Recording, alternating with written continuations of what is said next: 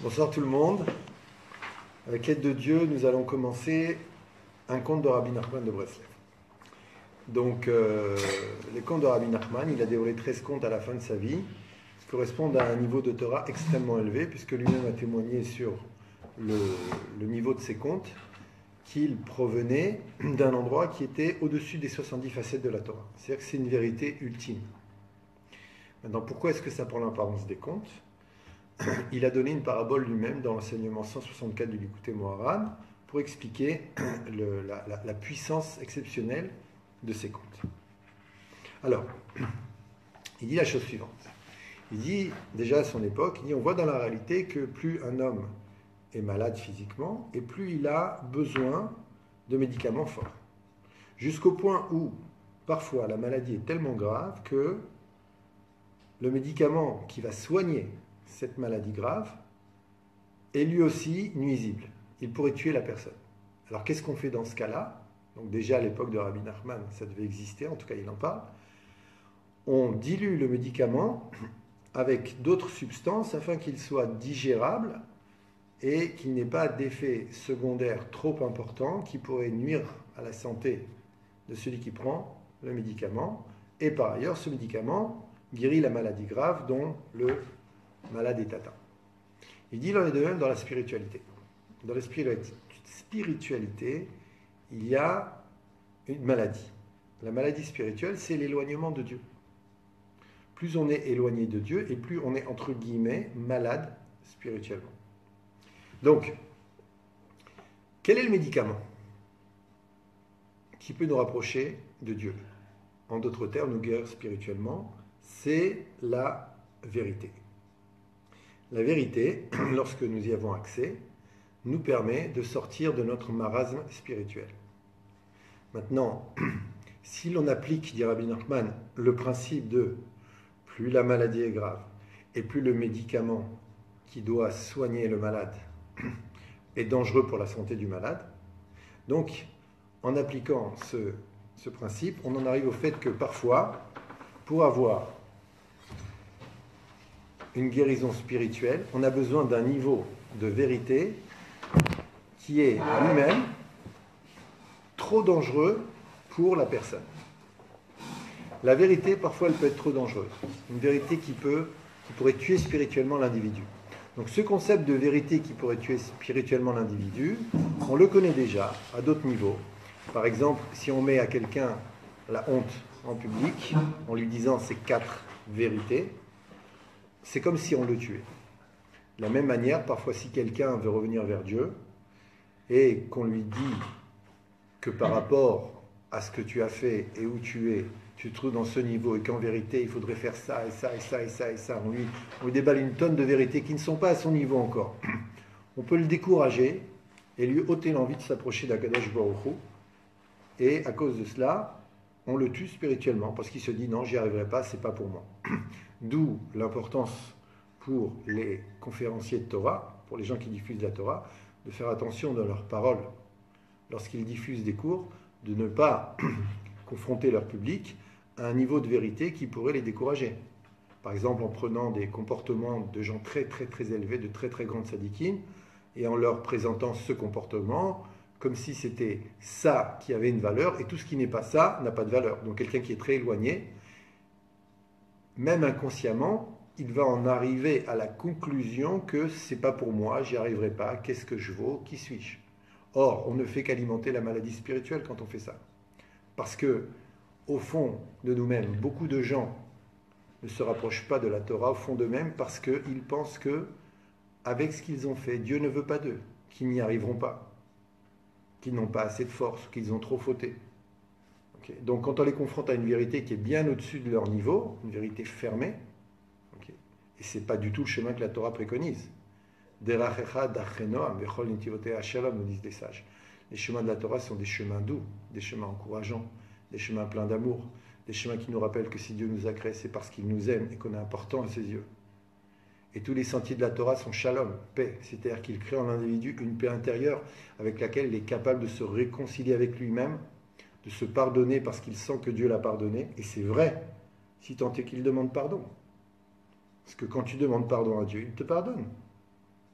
lorsqu'on met dans la prière, tous les jours, sauf les jours de joie, on met les tachanounim, les supplications et le vidouille, c'est-à-dire la reconnaissance de ses fautes, c'est pas juste pour faire beau, c'est parce que grâce à cela, Dieu nous pardonne, sinon pourquoi il s'agit de le instituer dans la prière? Et à cause de ce mauvais état d'esprit, il y en a même qui utilisent cette prière pour se décourager encore plus. J'ai fauté, j'ai volé, j'ai menti, j'ai fait ci, j'ai fait ça. Tu répètes la faute. Okay, et si tu n'as pas le bon état d'esprit, les chemins de la Torah sont des chemins doux, tu peux t'éloigner à cause de ça. Tu peux t'ancrer dans l'idée que de toute façon j'ai fauté, je ne serai jamais pardonné. Alors que le but de la reconnaissance des fautes et de la demande de pardon, c'est d'être pardonné. Et c'est ce qui se passe. C'est ce qui se passe. Donc, il y a des vérités qui peuvent tuer. Maintenant, la vérité dont parle Rabbi Nachman, tellement élevée qu'elle pourrait tuer, qui fait allusion à une maladie spirituelle très grave, qui est la maladie spirituelle de nos générations. Il faut le reconnaître, mais ça n'enlève rien à notre grandeur humaine, que nous sommes aujourd'hui, par rapport aux générations précédentes, extrêmement éloignés d'Akadosh Baruch Hu. D'autant plus que les tentations et les modes de pensée, les cultures qui nous éloignent de ce chemin ont aujourd'hui la main haute sur l'influence qu'elles produisent dans l'humanité. La civilisation occidentale, dans ce qu'elle a d'inapproprié, et elle a beaucoup de valeurs qui par rapport à la Torah sont inappropriées, en particulier la valeur de moi d'abord, moi le premier, de quoi j'ai l'air, qui suis-je, okay, je ne vaux quelque chose que par rapport à ce que je possède, ou par rapport à une carte de visite, ou par rapport à un look, ou par rapport à un talent. Okay. Toutes ces valeurs, elles nous éloignent de la véritable estime de soi, du véritable amour de soi, c'est-à-dire de notre connexion à notre Neshama. Parce que quand on est connecté à la Neshama, on est capable de s'aimer, on est capable de se pardonner, on est capable de s'estimer, et on est capable de donner aux autres ces cadeaux qu'on s'est offert à soi-même. Parce que ça commence à soi-même.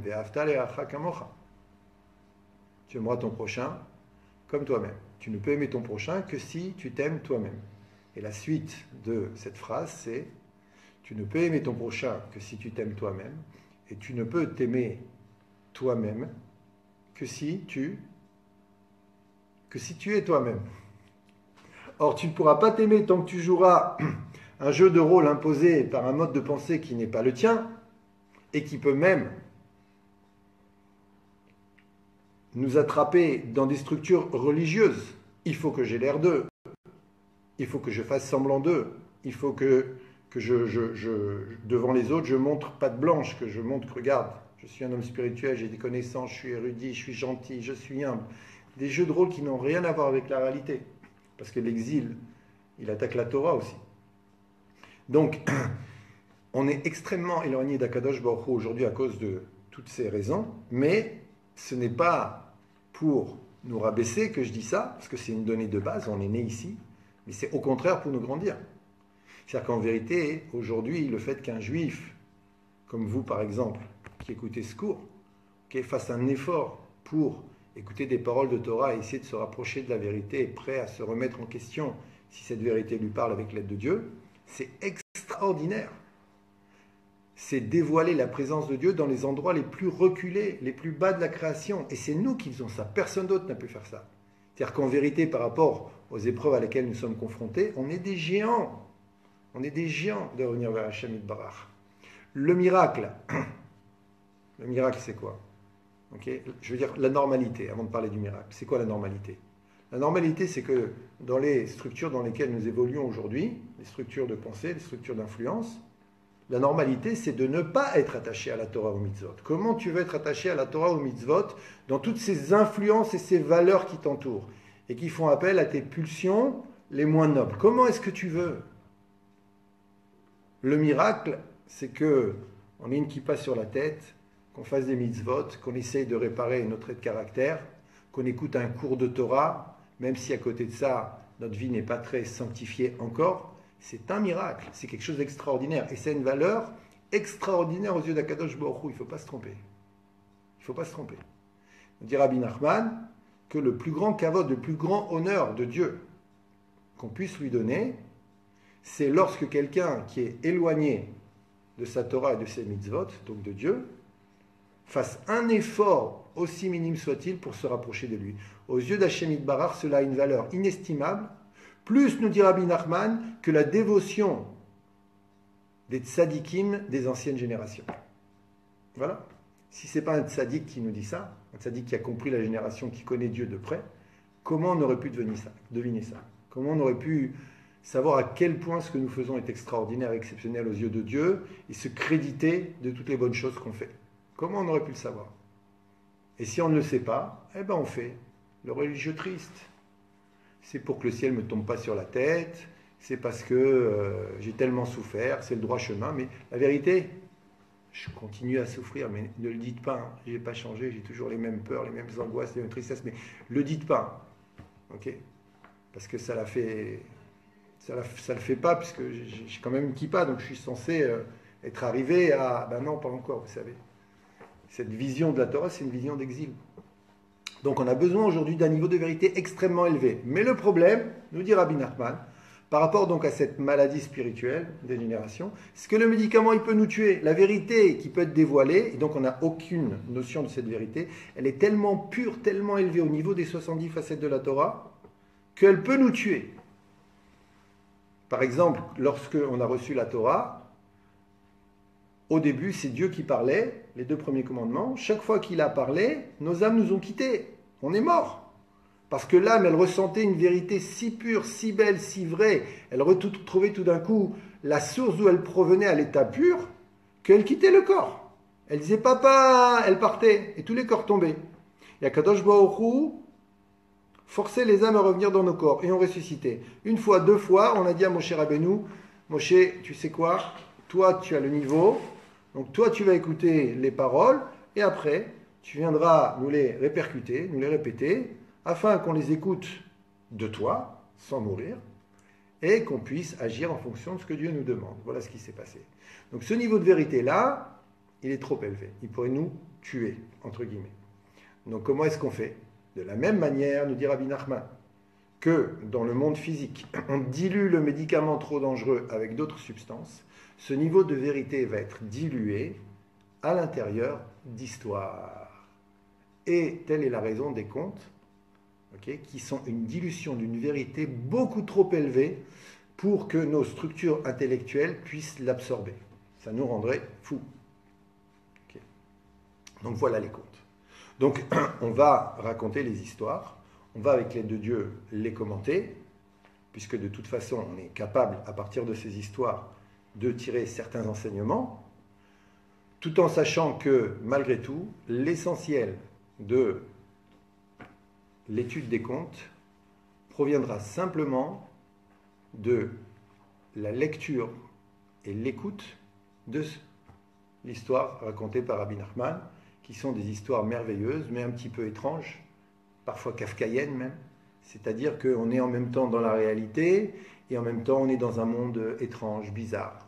On va voir des géants, on va voir des princesses, on va voir des châteaux de perles précieuses, on va voir des choses extraordinaires. Et avec l'aide de Dieu, on va profiter simplement par la simple écoute des contes, tel quelqu'un qui prend un médicament et qui ne sait pas comment le médicament a un effet sur lui, mais je vais mieux. Je vais mieux. Et les contes, c'est une réfoua, c'est une guérison. Donc, Baruch Hashem, on va développer un petit peu, partager des enseignements qui, avec l'aide de Dieu, vont nous apporter quelque chose. Mais ne pas se tromper. C'est l'écoute du conte l'essentiel. Même si on les comprend. Même si on ne les comprend pas. J'ai déjà lu et relu. Même si on ne les comprend pas. Tu pas. vois vraiment que tu es à l'ouest, mais tu ne comprends pas. Effectivement, mais peu importe. Peu importe. Donc, en particulier, par exemple, dit Rabbi Nachman que pour un couple qui n'arriverait pas à avoir d'enfants, le fait de lire les contes, d'étudier les contes, est une ségoula, c'est-à-dire est une aide sérieuse pour pouvoir enfanter, tomber enceinte et enfanter. Par exemple, l'étude des contes, la lecture des contes. La lecture des contes, par exemple. Donc, donc même si, avec l'aide de Dieu, on va extraire de ces contes des enseignements merveilleux, je l'espère en tout cas, okay, il faut savoir que ce n'est même pas une goutte, d'une goutte, d'une goutte, d'une goutte, d'une goutte, d'une goutte de l'océan infini de sagesse que ces contes contiennent. juste pour mettre les choses en perspective et savoir à quoi on a affaire maintenant, avec l'aide de Dieu. Donc on va commencer le premier conte de Rabbi Nachman, qui s'appelle La princesse disparue, et il commence comme ça. Anav et Amar, il a pris la parole et il a dit, c'est une sorte de préambule au conte. Donc Rabbi Nachman a pris la parole et il a dit, Derer si parti ma'aseh, en chemin j'ai raconté une histoire. Chez Kol Meshia Shomea, Ayalo Urur Tshuva, et tout celui qui a écouté cette Teshuvah a eu une réflexion profonde de Teshuvah, de repentir. Vezoi, et voilà cette histoire. Donc en chemin, j'ai raconté une histoire. Le chemin, c'est le chemin de la vie toujours. La vie, c'est un chemin. C'est un principe extrêmement important que ça ne sera jamais le résultat et la destination qui comptent. Parce que nous voulons nous connecter à l'infini, donc l'infini n'a pas de fin. C'est toujours le chemin, c'est toujours la démarche. C'est toujours ce que nous aspirons à atteindre qui est important, plus que le résultat. Parce que s'arrêter à un résultat, en termes de spiritualité, c'est se tuer aussi. C'est pas terminé. La vie, elle est belle. La vie, c'est une aventure. Si on sait se poser les bonnes questions, et si on a encore ce cœur d'enfant qui est en chacun de nous, cette innocence, qui aspire au degré les plus élevés de la sainteté. Okay. Eh bien, on pourra toute notre vie mener une vie extraordinaire par l'intermédiaire des messages que Akadosh Baruch Hu nous donne et des solutions de vie qu'il nous propose. Et donc, c'est le chemin. Et donc, en chemin, j'ai raconté une histoire, nous dit Rabbi Nachman. Et tout celui qui l'a entendu a eu une réflexion profonde de Teshuvah. Hir'ur, c'est plus qu'une pensée. Hir'ur, c'est vraiment mettre son cœur dans la pensée. Ce qui est interdit, par exemple, il y a des interdits en pensée. Par exemple, ne pas convoiter, ne pas avoir des pensées licencieuses. C'est les hirurim qui sont interdites. C'est-à-dire, tu peux être attaqué par une mauvaise pensée, effectivement, mais si tu ne la cultives pas, si tu ne l'entretiens pas, même si elle revient des centaines de fois, mais que tu respires un bon coup et que tu dis je vais penser à autre chose, comme dit Rabbi Nachman. On ne peut pas avoir deux pensées fortes en même temps. Donc, il y a une pensée qui t'attaque, pense à autre chose, même à n'importe quoi. Le hirour, c'est recevoir la pensée. Maintenant, parfois, c'est Dieu qui l'envoie, justement pour nous donner une chance de la repousser et ce faisant de faire une réparation. Parfois, c'est parce qu'on s'est laissé aller à regarder des choses inappropriées que ces pensées nous attaquent. Et à ce moment-là, nous les avons provoquées, mais on peut toujours faire marche arrière et ne pas se laisser aller avec notre cœur à les entretenir et à se concentrer dessus. Donc, nous dit Rabbi Nachman, tout celui qui a écouté ce conte a eu un hir'ur, c'est-à-dire une pensée forte, avec le cœur associé, de teshuvah, de repentir. Et je vous parle d'expérience parce que ce n'est pas la première fois que j'enseigne ce conte. J'ai toujours vu dans les réactions des gens qui écoutaient le conte, alors que ça pourrait avoir l'air un petit peu de loin d'être puéril, parce qu'il y a des princesses, il y a des chevaliers, etc. J'ai toujours vu dans les réactions du public une lueur dans les yeux supérieure à celle qu'il y avait lors de cours qui étaient plus basés sur une compréhension intellectuelle. On va commencer. Maaseh bemelech echad. C'est l'histoire d'un roi. Shayulo shishabanim ubat echad, qui avait 6 garçons et une fille. Veota abat aita chashuva be'enav meod. Et cette fille était très importante à ses yeux. Ve'aya mechaveva beyoter. Et il l'a préférée. Ve'aya mecharshea ima meod. Et il passait beaucoup de bon temps avec elle. Sha'ashua, c'est un délice. C'est-à-dire que quand ils étaient ensemble, leur moment était délicieux. C'était des moments d'amour exceptionnels. Pa'amachat, une fois. Ayamid ve'edima, il se promenait avec elle. Beyachat, be'ezeya, ensemble, un certain jour. Venaasa be'rogez alea. Et il s'est mis en colère. Plus précisément, la traduction c'est il a été mis en colère sur elle. Venizreka mipiv dibour, et a été lancé de sa bouche une parole, Shia lotov yekachotach, que le pas bon t'emporte. Le début de ce conte fait allusion à la création du monde.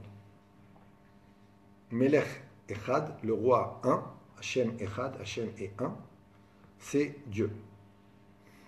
Il avait 6 garçons et une fille. Cela fait allusion, pour ceux qui s'y connaissent un petit peu en Kabbalah, aux 7 sphirotes, qui sont 7 sources d'énergie créatrices, par l'intermédiaire desquelles Dieu a tout créé. En vérité, il y en a 10, mais nous sommes nous-mêmes dans ce monde en relation avec 7 seulement. Donc ça fait allusion à ces sphirotes. Ces sphirotes ont tous un aspect masculin pour 6 d'entre elles, pas toutes, 6, un aspect masculin. Et le dernier aspect, qu'on appelle la royauté, c'est un aspect féminin. Voilà, c'est un aspect féminin. Royauté veut dire concrétisation de la volonté divine dans ce monde matériel. Présence de la volonté divine dans ce monde matériel. Donc, il avait une fille qu'il préférait, et à un moment, il se met en colère contre elle. Que le pas bon t'emporte, lui dit-il. Le pas bon, avant que le monde ne soit créé, tout était tov. Il n'y avait que du tov, que du bien, puisqu'il n'y avait que Hachem. Et l'être humain ne peut exister que s'il a le choix. Donc, il doit avoir le choix entre le tov, le bien, et le lotov, et le pas bien. Donc, quand Dieu dit que le pas bon t'emporte, ça fait allusion à la création du monde. Et la création du monde n'est possible que lorsque Dieu se cache. Donc, Dieu se cache. Dieu se cache, ça fait allusion qu'on a l'impression qu'il est en colère. Il est en colère. Naasala verogez. Et parce qu'il est en colère, regardez la suite. Balaïla al-Khal echadra. La nuit, elle allait dans sa chambre. Uba boker le yadou echani. Et le matin, on ne savait plus où elle était. Donc, elle est partie. Elle est partie parce qu'elle a cru que son père était en colère, que son père ne l'aimait pas. La princesse disparue, d'après la majorité des commentaires, c'est l'âme. Il y a plusieurs niveaux d'interprétation de ce conte. Nous allons garder en ce qui nous concerne que la princesse disparue, c'est l'âme. Nous sommes toute notre vie à la recherche d'une connexion authentique avec notre âme, avec des hauts et des bas, comme on va le voir. Mais la solution à tous nos problèmes se trouve dans la présence divine qui est en nous, celle qui nous donne la vie et qui s'appelle l'âme. Quand il y a l'âme dans le corps, il y a la vie. Quand l'âme est absente du corps, il y a la mort, spirituellement parlant, comme on vient de l'expliquer. Plus nous sommes loin de notre âme, plus spirituellement nous avons des difficultés. Donc, la princesse, c'est l'âme. Et on sait que l'âme ne veut pas partir, nous disent les sages. L'âme, elle ne veut pas descendre dans ce monde. Elle est bien. Elle est inclue dans l'unité divine. Pourquoi je descendrai? Et donc Dieu est obligé, si l'on peut dire, de la rouler, de la forcer à partir, pour qu'elle descende et qu'elle accepte de vivre dans un monde matériel où maintenant elle ne va plus retrouver ce délice d'être dans l'unité de Dieu. Puisque nous disent les sages, c'est quoi une nishama? Chelek Elokam Imaal, c'est une parcelle de Dieu qui est en nous. C'est ça une âme. Et donc, elle est partie. Le matin, on ne savait plus où elle était.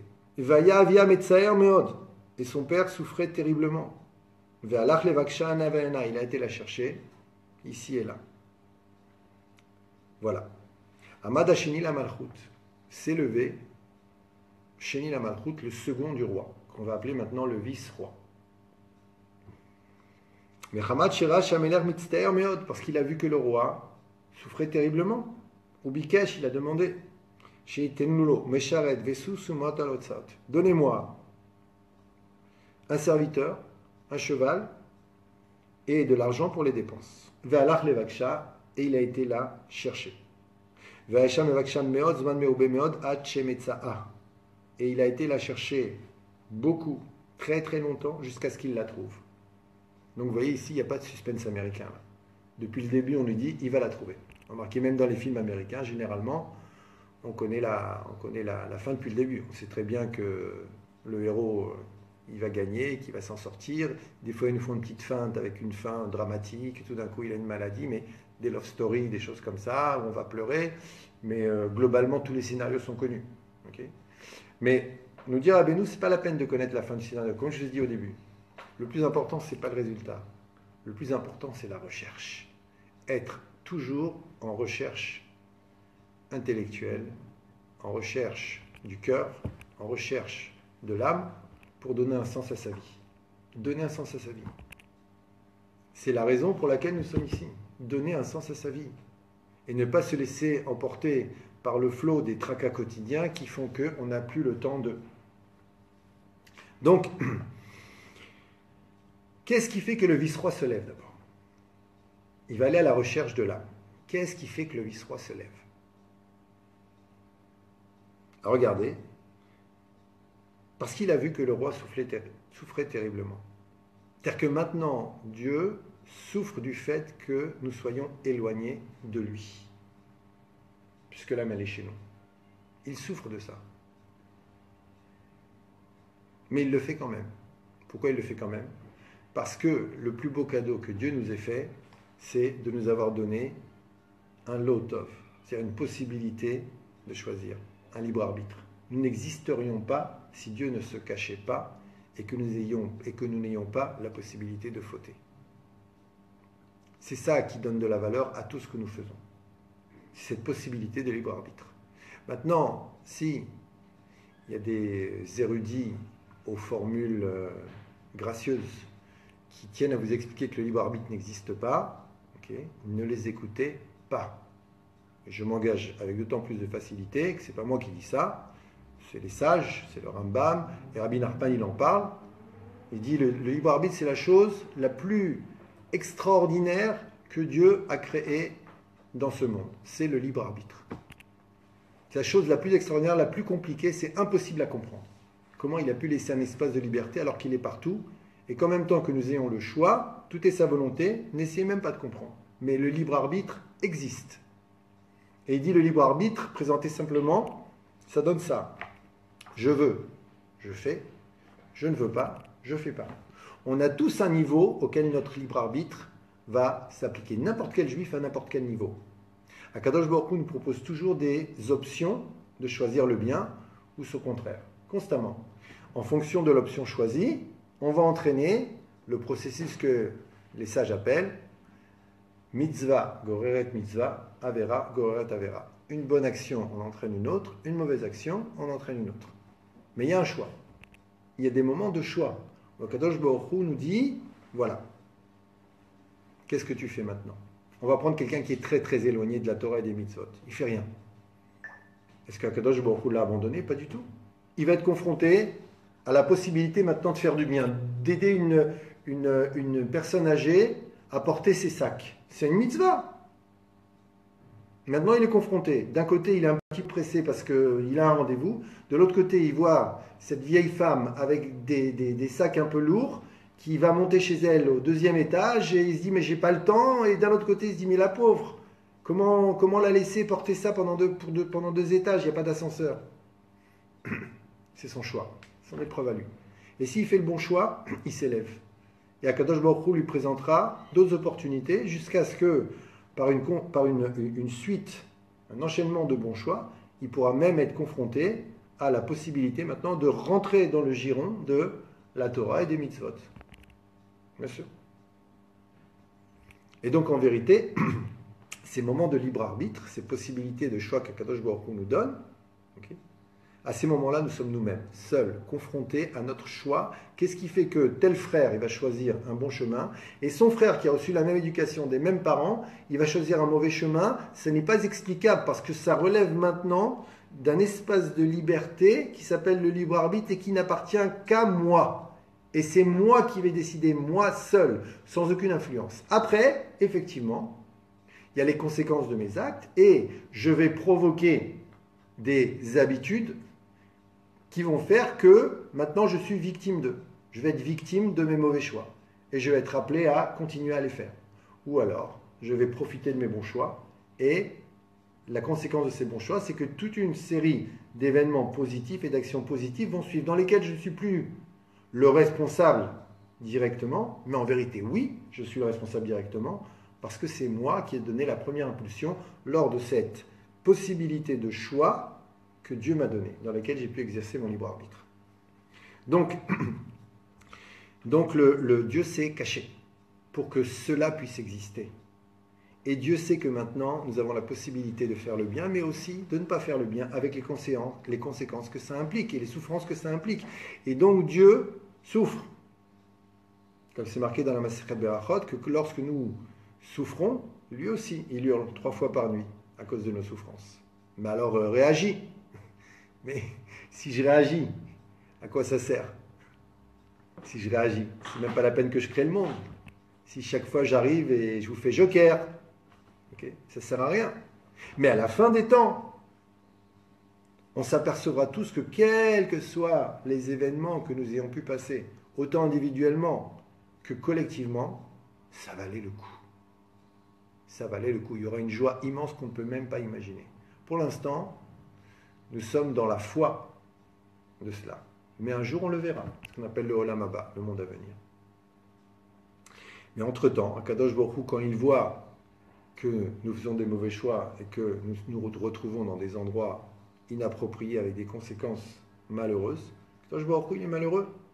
Maintenant, le premier malheur d'Akadosh Baruch Hu, la première peine d'Akadosh Baruch Hu, si l'on peut dire, c'est que le prix à payer, même pour lui, de ce voilement, c'est qu'on peut croire qu'il nous a abandonnés. Comme cette âme, cette princesse disparue, qui dit « Dieu m'a abandonné ». Et c'est la blessure de départ de l'être humain. C'est la blessure qu'il va falloir réparer par justement des choix de vie positifs. Mais nous l'avons tous, cette blessure. Nous la ressentons à des moments dans notre vie. Nous la ressentons quand nous écoutons des chansons nostalgiques, quand nous voyons des histoires tristes, quand sans raison on a ce qu'on appelle du vague à l'âme. Okay. Nous la ressentons, cette tristesse, cet abandon. On a tous vécu un abandon, ce qu'on appelle une blessure. Il y a plusieurs types de blessures, mais elles sont toutes plus ou moins liées à ce traumatisme de l'âme qui descend pour habiter dans un corps et ne plus retrouver cet amour du père ou de la mère, parce que Akadosh Baruch Hu, c'est les deux, auquel il était habitué. Et c'est ce qui se passe de toute façon après pour l'être humain. Au début, l'enfant, tout est possible, tout va bien. Okay. Il n'a aucune blessure. Au fur et à mesure que les jours, les semaines et les mois avancent, à un moment dans sa vie, l'enfant va être confronté à une blessure. Et cette blessure, elle va déterminer son chemin de vie, mais c'est voulu par Dieu. Et la réparation de cette blessure va entraîner le dévoilement de sa nature profonde et la connexion à l'âme. Mais on a tous une blessure. On peut l'appeler abandon, on peut l'appeler rejet, on peut l'appeler humiliation, on peut l'appeler trahison, on peut l'appeler injustice. On a tous ça, une des 5 blessures en nous. Okay. Et donc, la princesse a disparu. Et le vice-roi, c'est nous. Le vice-roi, c'est nous. C'est nous qui allons partir à la recherche de la princesse disparue. Mais la condition de cette démarche, de cette recherche, la condition de départ, écoutez bien, donc ce qui va faire que notre chemin spirituel va être authentique, c'est une prise de conscience qui est la suivante. Akadosh Baruch Hu souffre de notre éloignement. Akadosh Baruch Hu nous désire. Celui qui commence son aventure spirituelle avec comme point de départ le fait qu'Akadosh Baruch Hu est très très très très très très très grand et que nous on est très très très très très petits, comme si on n'intéresse pas tant que ça, comme si c'était un roi, on doit lui obéir sinon on prend une tannée. C'est-à-dire qu'il n'y a pas d'affect entre lui et moi. C'est un roi, il faut obéir, c'est tout. T'obéis, mon frère, c'est bon pour toi. Bon, la vérité, tu ne vas pas voir maintenant, mais c'est bon pour toi. T'obéis pas, mon frère, tu prends une tannée. Cette vision des choses, tu ne commences même pas à servir Dieu. C'est-à-dire, tu commences dans la mesure où tu reconnais la royauté de Dieu. Mais si tu restes cantonné dans cette vision des choses, ton évolution spirituelle, elle va se cantonner à des poids et des mesures. Ça c'est permis, ça c'est interdit. À des rasras, okay, des angoisses que tu vas propager chez les autres. Parce que toi tu es black et tu vois les choses black. Et quand tu es chez les gens, okay, ils se sentent accusés, ils se sentent condamnés, ils se sentent culpabilisés. Okay. Parce que lui-même, le gars, en vérité, si on voit derrière, on pousse le voile, lui-même, le gars, il n'arrête pas de se culpabiliser, de se condamner, il n'a pas d'estime de soi, il n'a pas d'amour de soi, et il essaye de combattre, hélas maladroitement, en essayant de trouver une contenance dans le fait que moi je sais, vous ne savez pas. Ah, voilà, j'ai une raison d'exister. Okay, c'est faux, c'est de l'illusion. Okay. Et la tristesse qu'il a au fond de lui, il ne la reconnaîtra pas devant tout le monde, puisqu'il est censé être celui qui a trouvé le droit chemin et qui est heureux. Okay. Mais il ne nous la fera pas. C'est pas ça la simcha. C'est pas ça la simcha. Tu ne peux commencer à servir Hachem que si tu comprends qu'Hachem désire de toi et que le fait que tu sois loin de lui lui fasse mal. Parce qu'être loin de lui, c'est la cause de toutes nos souffrances. Si tu ne comprends pas ça, le chemin n'a pas commencé. Donc la vision d'Hachem Yitbarach qu'on doit avoir, cette vision-là, elle donne envie, elle peut motiver, elle peut nous donner envie d'aller vers lui. Parce qu'on n'a pas affaire maintenant à un roi insensible. On a affaire à Kadosh Baruch Hu. Kadosh Baruch Hu nous désire et nous aime. Vers lui, j'ai envie d'aller. Oui. Et je vais rechercher par l'intermédiaire de mon âme, de la princesse disparue, okay, à me reconnecter à lui. Et je vais ainsi lui ôter sa souffrance en enlevant ma souffrance. Parce que la reconnexion à l'âme, elle va se propager partout dans notre esprit. C'est notre manière de voir le monde. Comme on avait dit, Gadlut Amochin, la largesse d'esprit. Okay. Dans notre cœur, elle va se propager avec de belles émotions. Dans nos actions, de belles actions. Okay, qui vont illuminer notre quotidien et les gens qui nous entourent, et en particulier les gens qu'on aime. Et tout ça, ça s'appelle la simcha, ça s'appelle la joie. Puisque dit Al-Ari Akadosh, okay, la joie ne se trouve que dans la présence de Dieu, donc dans la connexion à l'âme. Toute autre joie a de fortes chances d'être une joie factice, illusoire, plus une échappatoire dans le sens où, étant donné que ça ne va pas, je vais multiplier les sources de plaisir et de joie pour justement ne pas être confronté à ce vide béant de la déconnexion de la Neshama. Et par conséquent, on part à la recherche de la Neshama grâce à ça. Okay. Et donc, le vice-roi, il part. On lui donne un serviteur, un cheval et de l'argent. À quoi font allusion ces trois choses? Le serviteur, c'est le corps. Le serviteur, c'est le corps. Bravo. Donc le serviteur, c'est le corps. Puisque notre corps, c'est pas nous. Notre corps, c'est l'instrument que Dieu nous a donné afin que nous puissions évoluer et agir dans ce monde. C'est un instrument, le corps. À 120 ans, quand on quitte ce monde, il ne vient pas avec nous. Ce n'était qu'un instrument. Un instrument saint, enfin, si on le sanctifie, un instrument extraordinaire, de par la merveilleuse constitution à tous les niveaux qu'il a en lui. Okay, mais ce n'est qu'un instrument. Le cheval, dans la littérature judaïque, fait allusion à la pulsion de vie. Mais pulsion de vie comme un cheval. Le cheval, il doit être contrôlé, il doit être bridé, il doit lui mettre des ornières, il doit être scellé. Un cheval, ça doit se contrôler. La pulsion de vie, ça doit se contrôler. Sinon, elle devient pulsion animale. Donc le cheval fait allusion à la pulsion de vie, mais aussi à la pulsion animale, à la vie animale, qui fait que nous avons des envies. On ne pourrait pas vivre sans envie. Mais ces envies-là, c'est justement un des terrains du challenge que Dieu nous propose, c'est-à-dire est-ce que tu vas savoir les contenir, les diriger en vérité vers de bonnes causes, ou alors est-ce que tu vas en être la victime et les laisser, tel un cheval fou qui s'emballe, okay, contrôler ta vie. Donc le cheval fait allusion à la pulsion de vie. Donc on a un corps, ce corps c'est le serviteur. Ce corps il est habité par une pulsion de vie animale qui lui permet d'agir, c'est le cheval.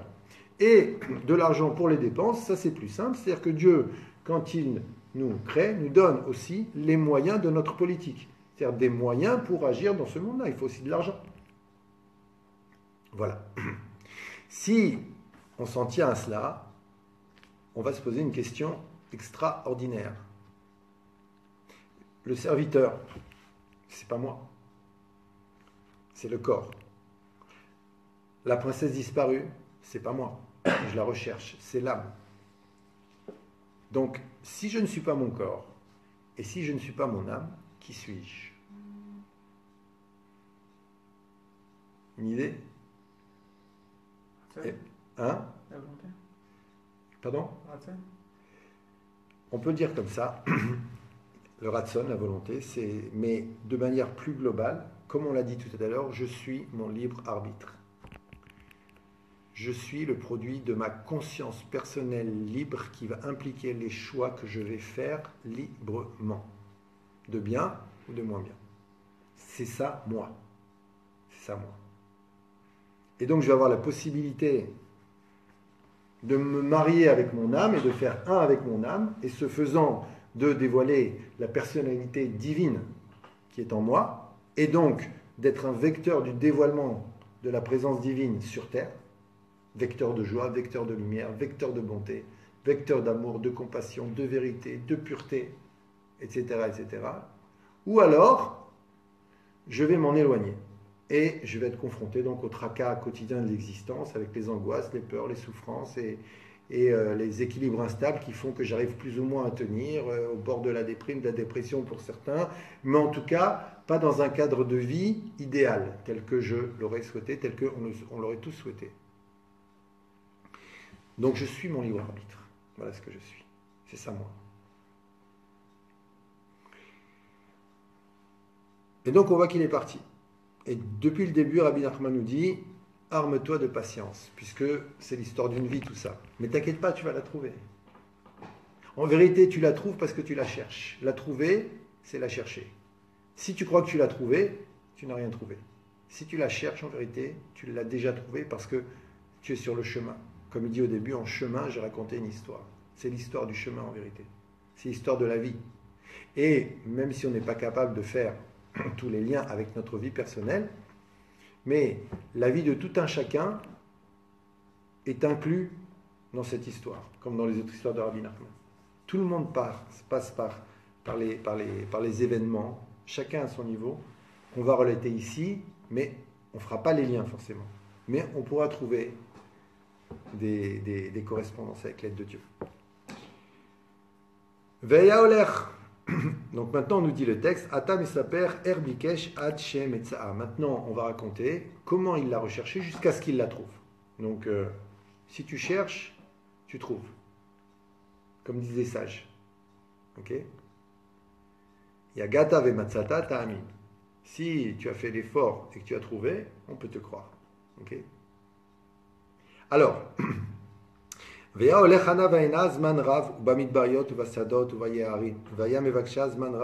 donc il a commencé, il a cherché. Par-ci, par-là. C'est-à-dire au début, on ne sait pas très bien où on va. Okay. On attend. Plus ou moins une direction, mais on ne sait pas ce qui va se passer. Okay. Mais il faut y aller, il faut commencer. Par-ci, par-là, dans tout type de contrées, dans des champs, dans des forêts, dans des déserts. Okay. Il l'a cherché longtemps. Veyaoler bamidbar. Et il allait dans le désert. Verash vilechad minatzad. Il a vu un petit sentier sur le côté. Vayam yachev atzmo. Et il a réfléchi. Il s'est arrêté pour réfléchir. Donc ici déjà on a des notions très importantes. Il allait dans le désert. Le désert, ça fait allusion à ce qu'explique Rabbi Nachman dans un enseignement entre les deux tomes du Likutei Moharan, que si tu recherches la vérité, tu dois faire comme Avraham Avinu. Avraham Avinu était seul au monde. Ça veut dire que toutes les influences extérieures, tous les gens qui pourraient se moquer de toi, tous les gens qui pourraient t'empêcher, même des proches, tu ne dois pas en tenir compte. Si tu es animé par un désir de vérité sincère, okay, alors tu ne dois pas faire attention à tous ceux qui voudraient te décourager, mais sincère. D'accord ? C'est pas que tu recherches un petit intérêt pour une meilleure vie, parce que quand j'étais pas dans la Torah, la vie elle était pourrie, que maintenant je cherchais une meilleure vie pour mon intérêt personnel, pour que ça soit mieux. Non, pas d'intérêt sincère. Je veux la vérité. Et c'est dans chacun d'entre nous, puisqu'on a une neshama. C'est dans chacun d'entre nous ce niveau de désintéressement. Chacun d'entre nous, chaque être humain, il l'a. S'il le veut, s'il veut le chercher. Okay. Donc le désert, ça fait allusion au fait de se considérer comme seul au monde, comme c'est marqué dans le prophète Yecheskel, je crois. Echad aya Avraham. Avraham était Echad, sur lequel Rabbi Nachman nous dit que Avraham servait Dieu en se considérant comme s'il était seul au monde. Ça ne veut pas dire qu'on ne doit pas avoir un camp de base. Ça veut dire des gens qui sont écologiquement satisfaisants, avec qui, Baruch Hashem, avec qui on grandit, avec qui on a des partages. Mais dans ta recherche personnelle, tu es seul au monde. Tu vas essayer de ressembler à personne et tu vas essayer de te comparer à personne. C'est toi maintenant dont on parle. Parce que toi, tu es unique au monde. Tel point que Rabbi Nachman dit que lorsqu'Hachem t'a créé, c'est parce qu'en vérité, le monde n'aurait pas pu continuer à tourner si tu n'étais pas venu. Telle est l'importance de chaque être humain. Si toi, tu n'étais pas venu au monde, le monde n'aurait pas pu fonctionner. À ce point. Donc, le Midbar, c'est le désert, c'est déjà, premièrement, se considérer seul au monde. Le Midbar aussi, c'est les lettres de Medaber, parler. Parler à Dieu. Cette recherche-là, on le verra dans d'autres aspects de l'histoire, elle doit toujours être accompagnée par les paroles, par la communication avec Akadosh Baruch Hu. Toujours être connecté à lui. Toujours lui parler. Lui dire, comme dit Rabbi Nachman, il peut des doutes, s'isoler, prendre un moment chaque jour et lui parler. Chacun en fonction de ses possibilités. Peu importe l'endroit, il y a des endroits plus propices, il y a des moments plus propices. Certes, il y a le top du top, il y a la Ferrari. Mais ça ne veut pas dire pour autant que les autres voitures ne roulent pas et qu'elles ne peuvent pas nous amener à destination. Il n'y a pas que une heure dans une forêt noire au milieu de la nuit. Okay, il n'y a pas que ça. Ça, c'est le top du top, Ferrari. Et un bravo à ceux qui le font. Mais Rabbi Nachman nous dit, dans ta chambre, tu peux parler à Dieu dans ta chambre. Tu prends un moment, tu lui parles à Dieu. Okay. Tu prends un instant, tu lui parles. Tu commences petit à petit. Okay. Pour pas trop effrayer ton inclination au mal, ton etc. Tu commences, allez, je vais commencer. 2 minutes. Je vais te parler 2 minutes, mon Dieu. Okay. Je vais te dire merci, bien évidemment. Mais si je ne le ressens pas trop le merci, je vais dire excuse-moi, je voudrais te dire merci, mais je ne ressens pas trop le merci puisque j'ai une vie un petit peu difficile en ce moment, la vérité. Et j'ai même des questions sur toi, je me demande qu'est-ce qui se passe. Il faut être vrai, il faut être franc avec Hachem. Maintenant, sans révolte, quand tu lui parles, c'est pas pour lui dire, c'est pas pour te révolter, qu'est-ce que tu as fait de ma vie. Tu peux dire, voilà, c'est ce que je ressens, comme David Améler. Il dit, Eli, Eli, lama azaftani, plusieurs fois dans les psaumes, il dit, mon Dieu, pourquoi tu m'as abandonné? Pourquoi tu m'as abandonné?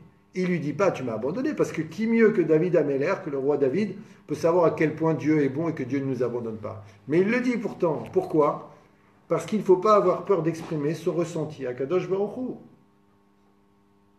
Il ne faut pas avoir peur de l'exprimer. Maintenant, dans le ressenti de David Améler, il n'y a pas de vengeance. Il n'y a pas de volonté de faire le mal. Il n'y a pas de révolte. Il n'y a pas de volonté de briser l'autre. Et d'ailleurs, c'est une des conditions de la communication réussie à tous les niveaux, notamment dans le couple. Dire son ressenti. Mais je ne dis pas le ressenti maintenant pour dire je suis en colère parce que tu es... Non. Voilà, je ressens de la colère. Je ressens de l'injustice. Je ressens de la tristesse. Je ressens de la peine. Ce que tu as fait m'a fait de la peine. Mais jamais tu es comme ci, et tu es comme ça, et tu es comme ça. Okay? Dire ce ressenti. Et l'autre qui veut communiquer, il dit explique-moi pourquoi. Ou alors, si la personne est trop en colère, je suis trop en colère, on dit on va attendre que tu te calmes pour pouvoir en parler. Okay? Pourquoi? Et qu'est-ce que je peux faire pour? Et comment on peut régler cette situation, toi et moi à deux? Okay. Donc, parler à Dieu. Parler à Dieu. Commencer un instant. Lui dire. Et attendre les réponses. Et les réponses viendront. Donc, c'est ça aussi le désert. Okay. Et sur le chemin, on nous dit Vera Shvil Echad Minatzad, il a vu un sentier, il a eu un petit chemin sur le côté. Vayam Yasher Atzmo, il a réfléchi. Donc le petit chemin, ça veut dire que maintenant, tu cherches la vérité. Il ne faut pas dire la vérité, elle est que dans les endroits, que dans les synagogues à 20 millions de dollars, avec des lustres à 200 000 dollars, avec le plus grand qui soit, et celui-là, et c'est pas forcément là la vérité. La vérité, elle peut être dans un petit endroit que Dieu t'a réservé, dans lequel tu vas aller, tu vas rencontrer quelqu'un, et ce quelqu'un-là, parce que Dieu te l'a réservé, okay, il va changer ta vie. Ça peut être un ami. Ça peut être un ami, c'est peut-être quelqu'un de gentil, qui lui-même a ses défauts, mais il y a une connexion, ce qu'on appelle un zivouk, qui doit avoir lieu entre lui et toi. et pendant un instant, tu vas le fréquenter. Et il va t'apporter quelque chose. Et toi aussi, tu vas lui apporter. Okay? Donc, il ne faut pas partir à l'idée que je ne vais trouver la vérité que dans le top. Je vais aller dans le top 10, okay, et c'est là-bas que je trouve la vérité. C'est pas comme ça. C'est pas comme ça. Je n'ai pas d'a priori. C'est possible que oui. Mais des fois, il faut dire la vérité. Okay? Des fois, on va dans le top 10 pour se planquer parce que je suis au top, ça va, je vais avoir le top. Mais on n'a rien résolu. Rien résolu du tout. On ne vit plus que sous la coupe de ce grand. Maintenant, lui, c'est pas ce qu'il veut, hein. Mais c'est nous. Okay, et il a dit, et je lui ai demandé d'où je vais investir, et je lui ai demandé et je lui ai demandé une ségoula, et on va lui demander par Nassa, et maladie, et par Nassa, et trucs, et machin, et problème, et les questions de réparer les midotes, teshuva, prière, le cœur, l'esprit, le conscient, le subconscient, mes valeurs, mes croyances, qui suis-je, comment mon cerveau fonctionne, qu'est-ce que je dois croire, qu'est-ce que je dois étudier. Non, mais ça c'est connu, ça. Si toi étudies, c'est fini. Okay. On peut se planquer derrière, derrière ce qui brille, mais on ne fait que répercuter une erreur pré-teshuva, avant qu'on commence à se repentir, qui consistait à toujours vouloir le top. Okay. C'est pas comme ça. Un petit chemin, je n'ai aucun a priori de l'endroit où se trouve la vérité. Aucun a priori. Je cherche, je suis prêt à tout accepter. Je suis prêt à chercher. Un petit chemin, okay, c'est pas Manhattan, hein, c'est juste un petit chemin dans un désert. Je vais voir. Puisque Dieu m'y a confronté, je vais aller voir, je vais être curieux. Ou alors je vais faire comme ces gens qui font l'erreur de dire non, la vérité, elle peut être que comme ça. Non, la vérité, c'est forcément comme ça. À tel point que Rabbi Nachman dit, quand le Messie, quand le Mashiach se dévoilera, ses plus grands ennemis seront les gens pieux.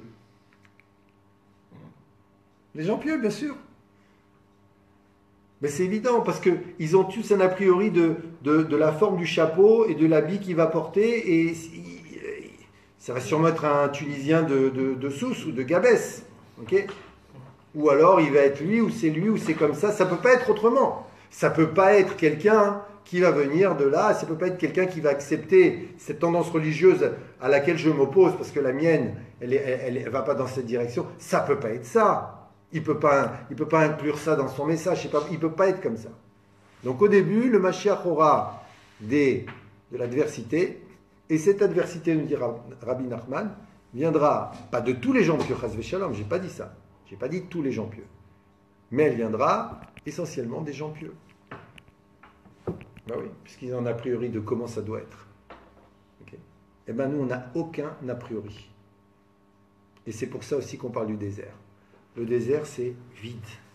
Comme un cerveau vide, qui se vide parce qu'il dit « je veux être rempli de la vérité, je la cherche, je ne sais pas.